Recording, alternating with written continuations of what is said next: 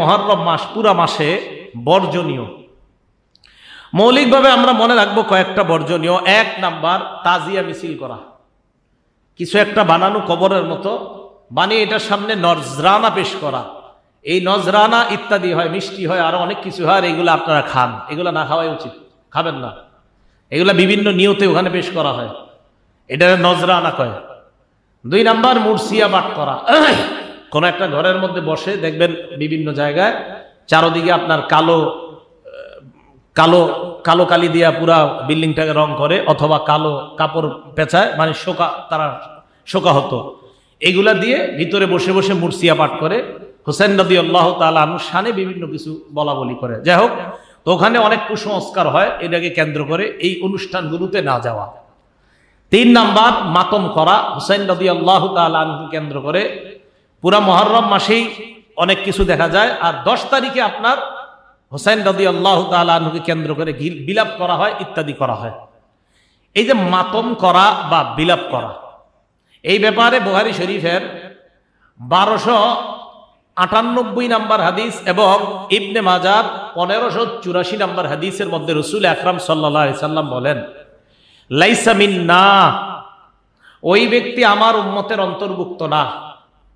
লাইসা মিন্না, তারা আমার উম্মতের অন্তর্ভুক্ত না। মান দরবাল খুদুদা, যারা নিজেদের গালের মধ্যে আঘাত করে, যারা শরীরের মধ্যে আঘাত করে। অসাক্কল জিউবা, যারা জামা কাপড় টেনে হেঁচড়ে ছিঁড়ে ফেলে, মানে নিজেরা রাখবে না, শেষ হয়ে যাবে শোকে। জাহিলিয়া, জাহিলি যুগের মতো আওয়াজ করে, বিলাপ করে, ইত্যাদি করে, কান্নাকাটি করে। রাসূল আকরাম সাল্লাল্লাহু আলাইহি সাল্লাম বলেন, তারা আমাদের অন্তর্ভুক্ত না। নাউজুবিল্লাহ। এই জন্য বিলাপ করা, এগুলো আসলে শরীয়ত সমর্থন করে না, ইসলাম সমর্থন করে না। বুখারী শরীফের 1296 নাম্বার হাদিসে আসছে, ইন্না রাসূলুল্লাহি সাল্লাল্লাহু আলাইহি সাল্লাম বারিউম মিনাস সালিকা ওয়াল হালিকা ওয়াশ শাক্কা, নবীজি সাল্লাল্লাহু আলাইহি সাল্লাম ওই ব্যক্তি থেকে মুক্ত যে ব্যক্তি আস-সালিকা, সালিকা মানে জাহিলি যুগের মতো জোরে কান্নাকাটি করে, আওয়াজ করে কান্নাকাটি করে। 2 নাম্বার, রাসূল আকরাম সাল্লাল্লাহু আলাইহি সাল্লাম বললেন, ওয়াল হালিকা, হালিকা মানে শোকে মাথা মুন্ডন করে, শোকে মাথা মুন্ডন করে, শোকে মাথা মুন্ডন করে ফেলে, শোকে। 3 নাম্বার, শাক্কা, নিজেদের জামা কাপড় ছিঁড়ে ফেলে শোকে। নবীজি বলেন, এদের থেকে আমি মুক্ত, এদের সাথে আমার সম্পর্ক নাই। আল জামিউস সগীর কিতাবের নাম, হাদিস নাম্বার 4201 নাম্বার হাদিস। এই হাদিসের বর্ণনাকারী আব্দুল্লাহ ইবনে আব্বাস রাদিয়াল্লাহু তাআলা আনহুমা, তিনি কি বলে দেখেন, মাতাত যায়নাবু বিনতু রাসূলিল্লাহি সাল্লাল্লাহু আলাইহি সাল্লাম, রাসূল আকরাম সাল্লাল্লাহু আলাইহি সাল্লামের কন্যা হযরত যায়নাব রাদিয়াল্লাহু তাআলা আনহা মারা গেছে। মারা যাওয়ার পর ফাবাকাতিন নিসা, নারীরা কান্নাকাটি শুরু করছে। হযরত ওমর ফারুক যখন নারীদের জোরে জোরে কান্নাকাটির শব্দ পাইলেন, ফাজাআলা উমারু ইয়াদরিবুহুন্না বিসাউতিহি, চাবুক দিয়া হযরত ওমর এইভাবে মাথায় গিয়ে ধরছে সবগুলা, এই চুপ, সব চিল্লাচিল্লি করতেছে, চাবুক ধরছে, কি সমস্যা কি? আল্লাহর রাসূল হযরত ওমরকে দেখার পর বললেন, মাহলান ইয়া ওমর, ওমর একটু নরম হও, একটু থামো।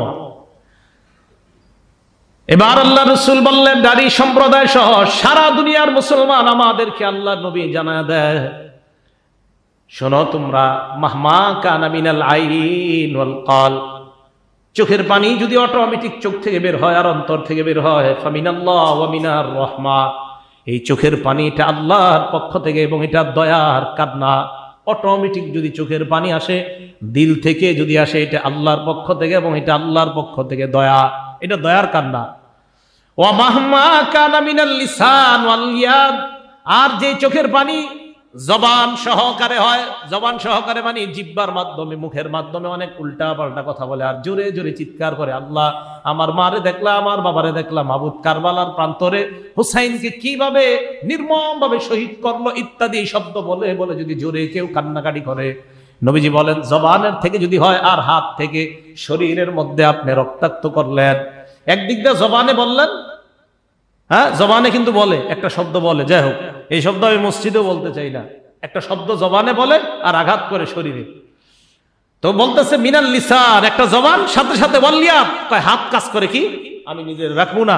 তো আমি নিজেরে রাখবো না তো শুধু হাতের, এখন তো নিজেরে না রাখতে গিয়ে একদম শরীর রক্তাক্ত করে ফেলে। তো নবীজি বলেন ফামিনাশ শাইতান, এটা শয়তানের পক্ষ থেকে। এটা কার পক্ষ থেকে? শয়তানের। এটা শয়তানের। ভাই আমার রাসূল সাল্লাল্লাহু আলাইহি সাল্লাম বলেছেন, বিশ্বাস করেন এটা। তো রাসূল সাল্লাল্লাহু আলাইহি সাল্লাম এটা শয়তানের পক্ষ থেকে। তো নবীজি সাল্লাল্লাহু আলাইহি সাল্লাম নারীদেরকে বললেন ইয়াকুন্না ওয়া নাঈকাশ শাইতান, এই নারী সম্প্রদায় জোরে জোরে বিভিন্ন শব্দের মাধ্যমে বলে বলে বিলাপ করে কান্নাকাটি, এগুলো শয়তানের কান্না, এগুলো থেকে তোমরা বাঁচো। আল্লাহ আমাদের সকলকে, মা বোনদেরকে সহ, এই মুহররম মাসকে কেন্দ্র করে আবার যারা বিলাপ কান্নাকাটি ইত্যাদির মাধ্যমে শরীয়ত বহির্ভূত কর্মকাণ্ড করে, সকলে যেন এই ধরনের গর্হিত কাজ থেকে আমরা বেঁচে থাকতে পারি, আল্লাহ তৌফিক দান করে। এটা হলো আপনার তাহলে মাতম, বিলাপ ইত্যাদি এগুলা করা যাবে না। 4 নাম্বার, 3 নাম্বার গেল আপনার মাতম করা যাবে না।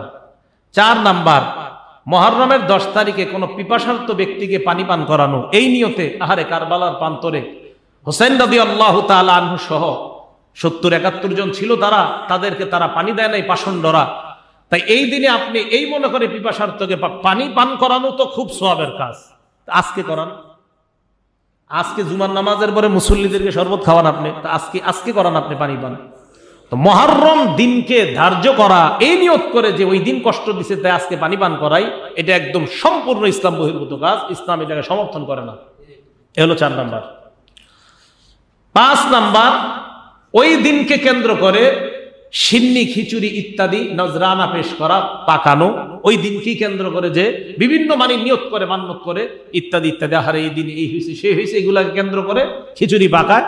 তো ওই দিনে এমনি তো খিচুড়ি পাকানো খারাপ কিছু না, এটা ভালো। এখন কি করে ওই দিন বিভিন্ন মানুষ, আল্লাহ ভালো জানে কার কি নিয়ত থাকে, এই সমস্ত নিয়ত করে খিচুড়ি পাকায়। তো আমি আপনাদেরকে পরামর্শ দিই, আপনাদের বাসায়ও পাঠানো হয়, খাবেন না।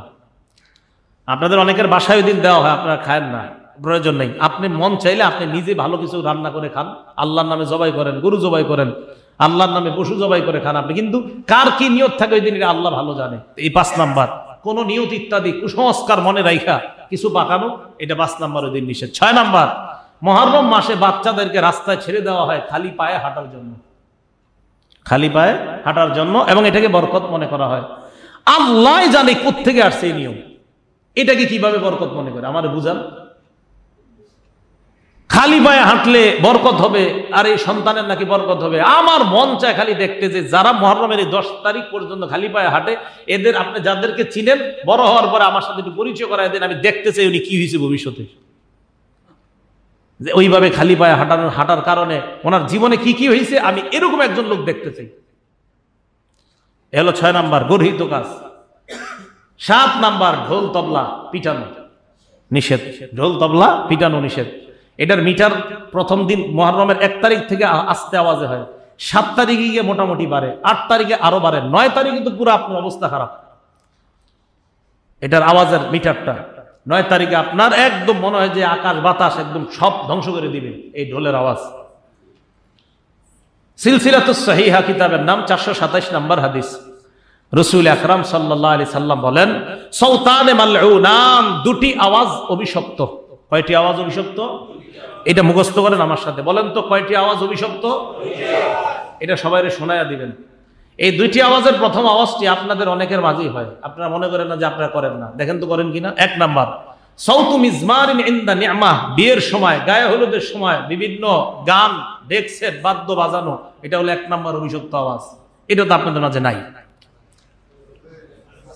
1 নাম্বার, সাউতু মিজমার ইনদা নি'মাহ, আনন্দের সময়, নেয়ামতের সময়, ভালো কিছু পাইলে, ভালো কিছু করার সময় ঢোল তবলা পিটানো, গান বাদ্য ইত্যাদি করা, গানের আওয়াজ করা, সাতটাকে ফাটায় ফেলা গানের মাধ্যমে, এটা হলো 1 নাম্বার আওয়াজ, এটা অভিশপ্ত আওয়াজ। 2 নাম্বার, ওয়াসাউতু ওয়াইলিন ইনদা মুসিবা, বিপদের সময় আরেকটা আওয়াজ, ধ্বংসের আওয়াজ। বিপদের সময় ধ্বংসের আওয়াজ করা, এটা অভিশপ্ত। বিপদ কি? ওই যে কেউ মারা গেলে আল্লাহ আপনি আজরাইল আর কারো ঘরে পাঠাইতে পারলেন না, আমার ঘরে পাঠাইছেন। তো আজরাইল তো আপনার এটা বলে সবাই। আর মুহররম মাসে হুসাইন রাদিয়াল্লাহু তাআলা আনহু কেন্দ্র করে, সেখানে যদি এই হইতো সেই হইতো, তো নিজেদেরকে শেষ করে দেয়। তো এই দেখেন এখনো নিজেদেরকে শেষ করে। তো ইমাম হযরত হোসেন রাদিয়াল্লাহু তাআলা আনহুর শাহাদাত এটা অবশ্যই আমাদের জন্য কষ্টের এবং এটা একটা মুসিবত, কোনো সন্দেহ নাই। কিন্তু এই মুসিবতের সময় যে আওয়াজটা করা হয় এটা নিঃসন্দেহে অভিশপ্ত আওয়াজ। এটা কি আওয়াজ? অভিশপ্ত, এটা মুসিবত। নবীজি বলছেন মুসিবতের সময় ধ্বংসের ইত্যাদি শব্দ বলা, নিজেদেরকে রক্তাক্ত করা, নিঃসন্দেহে এটা অভিশপ্ত আওয়াজ। তাহলে দুটি আওয়াজ অভিশপ্ত। নেয়ামতের সময়, আনন্দ উপভোগ করার সময় আওয়াজ করা, ঢোল তবলা পিটানো, এটা অভিশপ্ত আওয়াজ। 2 নাম্বার, বিপদের সময়, মুসিবতের সময় বিভিন্ন কুসংস্কারমূলক শব্দ মুখ দিয়ে বলা, এটা অভিশপ্ত আওয়াজ। এই 2 অভিশপ্ত আওয়াজ করা থেকে, শোনা থেকে আল্লাহ আমাদেরকে হেফাজত করেন। এগুলো আপনার 10 তারিখ এবং পুরা মুহররম মাসের বর্জনীয়।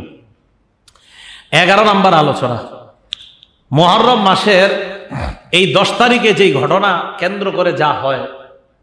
প্রথম কথা হলো একটা বাংলা আপনারা মনে রাখবেন, এই যে আমি এতক্ষণ আপনাদেরকে মুহররমের রোজার ফজিলত বললাম, মুহররম মাসের তাৎপর্য বললাম, মুহররম মাসটা যে আল্লাহর কাছে সম্মানিত, কোরআন থেকে আমরা বললাম, নবীজি বলছেন, হাদিসে বলছেন। আচ্ছা, হুসাইন রাদিয়াল্লাহু তাআলা আনহু শহীদ হওয়ার আগের হাদিস এগুলা না পরের? কি ব্যাপার, আপনারা কি টেনশনে আছেন নাকি? নবীজি কি হুসাইন রাদিয়াল্লাহু তাআলা আনহুর পরে দুনিয়া থেকে বিদায় নিছে? আগে। তাহলে নবীজির হাদিস হুসাইন রাদিয়াল্লাহু তাআলা আনহুর শাহাদাতের আগে না পরে? আগে। ইন্না ইদ্দাতাশ শুহুরি যে আয়াতটা আল্লাহ বলছে সূরা তাওবার 36 নম্বর আয়াত, আসমান জমিন যেদিন সৃষ্টি করছে ওই দিন থেকে আল্লাহর কিতাবে লেখা ছিল মাস হলো 12টা, এর মধ্যে সম্মানিত মাস 4টা। তো বলেন তো, হুসাইন রাদিয়াল্লাহু তাআলা আনহু কি ওই আসমান জমিন সৃষ্টির আগে দুনিয়া থেকে শহীদ হয়েছে?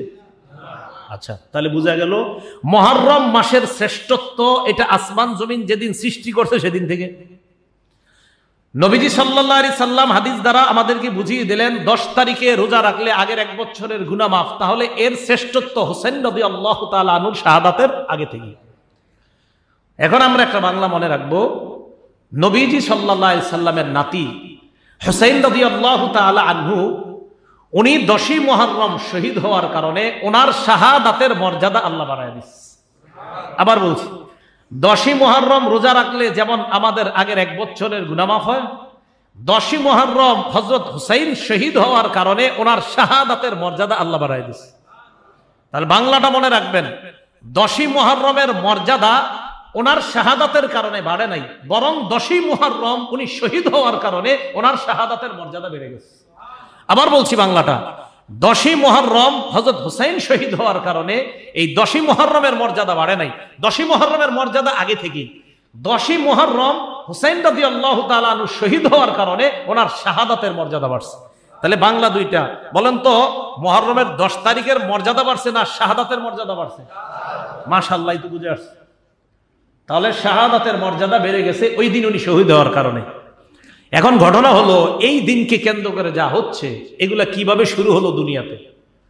এখন আমি আপনাদেরকে বলি, আপনারা হয়তো অনেকে হয়তো কষ্ট পেতে পারেন যে হুজুর এর কোনো কথা, কত বিশাল একটা জামাত এই দিনটাকে কেন্দ্র করে ওনাকে মহব্বত করে। আমি তো বলছি যদি এরা শরীয়ত সমর্থন করে আপনি করেন, আমরাও করব। শরীয়ত সমর্থন করলে আমি করবো, আপনারা করেন। কিন্তু দেখেন এটার ইতিহাস।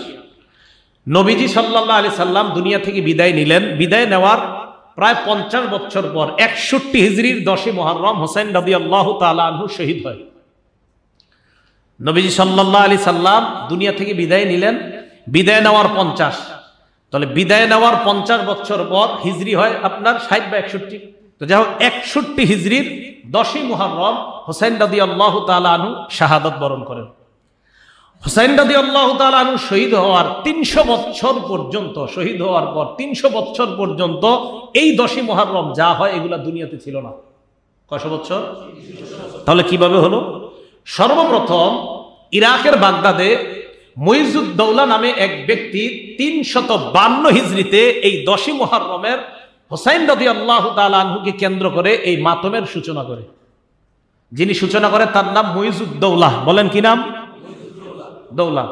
এই উনি সর্বপ্রথম ইরাকের বাগদাদে 352 হিজরিতে হুসাইন রাদিয়াল্লাহু তাআলা আনহুর মাতমের এই প্রথা চালু করেন। এর 11 বছর পর মানে 363 হিজরিতে এটা মিশরে ছড়ায় পড়ে, আস্তে আস্তে পুরা দুনিয়াতে ছড়াইছে। এবার আপনাদেরকে আমি বলি, হুসাইন রাদিয়াল্লাহু তাআলা আনহু শহীদ হয়েছে কত হিজরিতে? 61 হিজরি 10ই মুহররম। উনি শাহাদাতের প্রায় 300 বছর পর 352 হিজরিতে সর্বপ্রথম কোথায় এটার আবিষ্কার হয়? ইরাকের বাগদাদে। যিনি আবিষ্কার করে তার নাম কি? মুইজুদ দৌলা। এর প্রায় 11 বছর পর, মানে 363 হিজরিতে এটা মিশরে ছড়ায় পড়ে। এরপরে আস্তে আস্তে দুনিয়াতে ছড়িয়ে পড়ছে। তাহলে হুসাইন রাদিয়াল্লাহু তাআলা আনহু শাহাদাতের 300 বছর পর্যন্ত যদি এই ইতিহাস দেখাইতে পারেন তো দেখান। এরপর যিনি এটা আবিষ্কার করলেন তখন থেকে এটার প্রথাটা চালু হয়। আমাদের দেশের অনেক মানুষ না বুঝে না জেনেও অনেকে এই প্রথাগুলোর মধ্যে নিজেদেরকে জড়িয়ে নেয়। আল্লাহ আমাদের সকল মুসলমানদেরকে ঈমান আমল হেফাজত করার তৌফিক দান করেন। এখন এইটা তো বললাম আমি আমার কথা, এটা তো আমাদের কিতাবের লেখার কথা বললাম। তো আপনারা অনেকে বলবেন এটা আপনারা হুজুররা নিজেরা লেখছেন।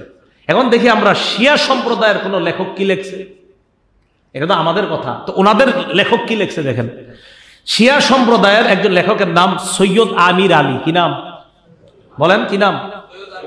ওনার একটা বই আছে, নাম the history of Islam, the spirit of Islam, the spirit of Islam. এটা ওনার একটা লেখা। তো এটার মধ্যে উনি আলোচনা করছেন যে এই যে 10ই মুহররম এটাকে যে আমরা পালন করি, মানে উনি একজন শিয়া সম্প্রদায়ের লেখক। তো 10ই মুহররম আমরা যে এটা পালন করি, উনি নিজেই লিখতেছেন ওইটা যিনি আবিষ্কার করেছে, সূচনা করেছে, তার নাম মুইজুদ দৌলা। তা আমরা হুজুররাও বললাম তার নাম মুইজুদ দৌলা, শিয়া সম্প্রদায়ের লেখক উনিও বললেন তার নাম মুইজুদ দৌলা। তাহলে পার্থক্য আছে? নাই, ওনারাও মেনে নিয়েছেন। এবং উনি ওই জায়গায় লেখছেন হি ওয়াজ আ শিয়া, সে একজন শিয়া ছিল। উনি ওখানে ইংরেজিতে লেখছে যে Muizud Daula also institute the Yaume Ashura, the day of mourning. উনি লেখছেন শোকের দিন হিসাবে 10ই মুহররমকে মুইজুদ দৌলা এটা পৃথিবীতে আপনার সর্বপ্রথম এটাকে সে সূচনা করেছে। এটা আরেকটা বইয়ের মধ্যে সে আপনার ইনস্টিটিউটের পরিবর্তে লেখছে স্টাবলিশড, আরেকটা জায়গায় লেখছে, মানে সেইটার প্রতিষ্ঠাতা মুইজুদ দৌলা। এবং এটা লেখছে হি ওয়াজ আ শিয়া, সে একজন শিয়া ছিল। তো যিনি আবিষ্কার করলেন তিনিও শিয়া, যিনি এর পক্ষে লেখলেন তিনিও শিয়া। তা আমাদের দোষটা কেন দেন? শিয়া সম্প্রদায়ের লোকই স্বীকার করছে যে মুইজুদ দৌলা 352 হিজরিতে সর্বপ্রথম এই 10ই মুহররমকে কেন্দ্র করে এই প্রথা আবিষ্কার করেছে। আর তিনি এই কথাটা লেখছে যিনি, তিনিও একজন শিয়া, যার ব্যাপারে লেখছে তিনিও একজন শিয়া। প্রিয় শিয়া সম্প্রদায় যারা আছেন, তো আপনারাও মেহেরবানি করে এই ইতিহাসটা আপনাদের কিতাব থেকেই জানেন। জানলে দেখবেন যে 352 আগে পৃথিবীতে আর প্রথা ছিল না। তো এটা পালন করবেন কি করবেন না, আপনাদের কিতাব থেকে দেখলে বুঝতে পারবেন যে এটা নবীজি বা সাহাবাতা তাবেঈ তাবেঈন থেকে চলে আসা কোনো আমল না, বরং এটা মানুষের বানানো, বরং একজন শিয়া সম্প্রদায়ের এক ভাইয়ের বানানো প্রথা। ঠিক না? তাহলে এটা আমল করা যাবে না। আপনারা মহব্বতের সাথে এই কথাগুলা এগুলা যারা পালন করে তাদেরকে জানিয়ে দিবেন, একদম মহব্বতের সাথে, ঝগড়া করে না। এরকম বলবেন না ধর্মিয়া তোমরা কি করো না করো, এরকম না। সুন্দরভাবে মহব্বতের সাথে বুঝাই দেন, ভাই তুমি যা করছো এটা ইতিহাসটা একটু জেনে শুনে করো। আল্লাহ পাক রব্বুল আলামিন আমাদের সকলকে মুহররমের করণীয় বর্জনীয় যা বলা হলো, করণীয়গুলো যেন আমল করতে পারি, বর্জনীয়গুলো যেন বর্জন করতে পারি, আল্লাহ তৌফিক দান করেন।